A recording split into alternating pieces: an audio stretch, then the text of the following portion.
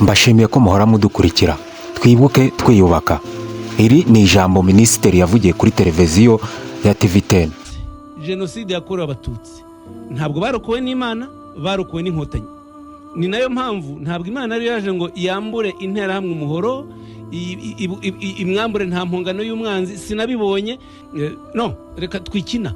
Abarokotse barokowe n'inkotanyi, ariko ushaka kwemera ko Imana hari icyo ishobora kuba yaramaze nabyemere mu myemerere ye, ariko mu migirire, mu mikorere abahagaritse jenoside n'abarwanye bayihagarika, baritanga, harimo n'abapfuye n'abishwe nako, kuko ntabwo bapfuye urupfu rusanzwe, baguye ku rugamba rwo kwihagarika. Ntitugakine tujyana imyemerere mu bintu bidahari. Ese ibyo minisitiri yavuze wowe urabivugaho iki?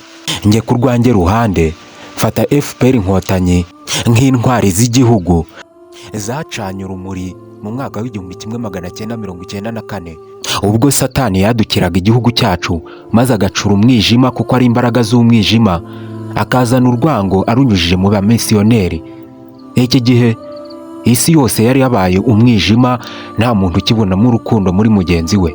Iki gihe Imana yari yariteguriye abacunguzi b'u Rwanda bari bari mu buhungiro. Aba bari bayobowe na perezida w'igihugu Paul Kagame. Ni gute igihugu cyisanze mu bwicanyi ndengakamere bwakorewe abatutsi?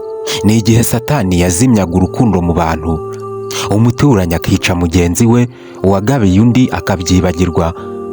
Iki gihe nta rukundo rwari rukiri mu bantu, rwari rwarazimye. Nibwo Yesu yabibonye, maze amaraso y'inzirakarengane agera mu ijuru, maze aratabaza.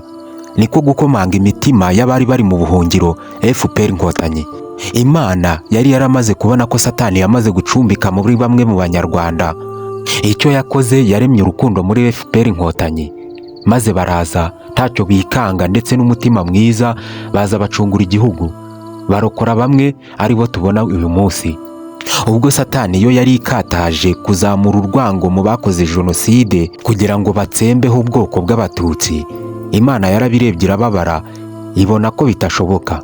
Iki gihe Imana yatangiye gutegurira mu buhungiro abazaza kurokora igihugu. Niko gukoresha FPR ikaza kurengera igihugu, ikazimya umuriro. Tariki nk'iyi mu kwezi kwa Mata 1994 u Rwanda rwari umwijima, ubu rwabaye umucyo. Kubera iki? FPR. Rubyiruko, namwe mwese mukunda igihugu kandi mukagikunda n'umutima wanyu wose, imucyo dupfukame twibuka abacu, maze duhumurizanye, kongere tuzamure urukundo mu banyarwanda, u Rwanda rube rumwe. FPR oye. Ndabashimiye. Kanda follow kuri iyi page kugira ngo ujye ubasha kumva ibiganiro nk'ibi bizamura urukundo mu banyarwanda. Ndabashimiye.